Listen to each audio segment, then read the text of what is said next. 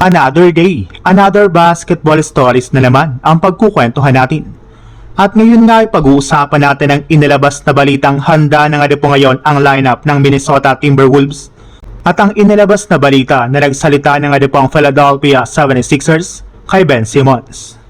Matapos nga po ang isang malaking pagbabago sa kanilang roster, isa sa pinakamahalagang naging galaw ng Minnesota ay ang pagkuha kay LaMelo Ball mula sa Charlotte Hornets.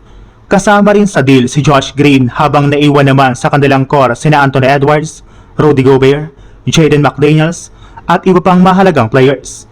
At dito nagiging exciting ang bagong Timberwolves since pagkakaroon nga po sila ng bagong backcourt na sina Anthony Edwards at LaMelo Ball. Pareho nga po silang dalawa na explosive guards na parehong kayang gumawa ng sariling opensa, mag-create ng plays, at magbigay ng highlights bawat laro. Samantala nandyan pa rin nga po sina Rudy Gobert para sa kanilang interior defense at rebounding, habang si Jaden McDaniels naman ang isa sa magiging pangunahing defensive weapons ng kanilang kupunan.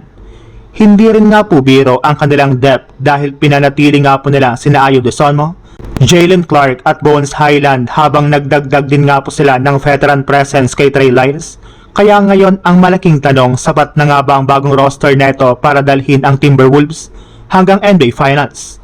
Dahil kung mag-click nga po agad ang chemistry ni Anthony Edwards at LaMelo Ball, ay maaaring magkaroon ang Minnesota ng isa sa pinaka-explosive na backcourt sa Western Conference.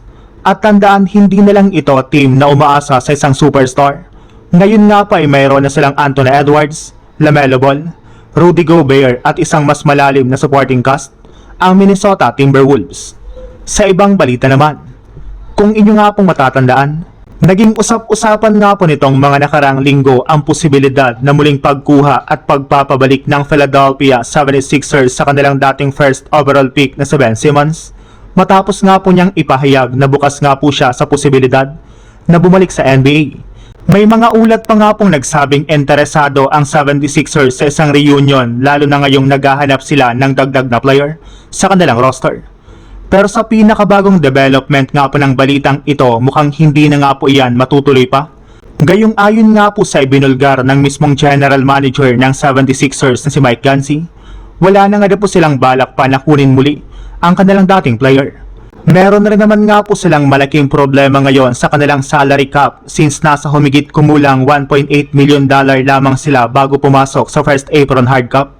Kaya hindi nga po nila basta-bastang may daragdag si Simmons gamit ang veteran minimum nang hindi muna gumagawa ng roster move. Isa pa, masyado rin naman nga po silang nagdududa at nagdadalawang isip sa kalagayan ng kalusugan ni Ben Simmons dahil sa history ng malalang injury nito sa kanyang likod. Kaya hindi nga po sila magsasakripisyo ng player para lamang makuha si Ben Simmons.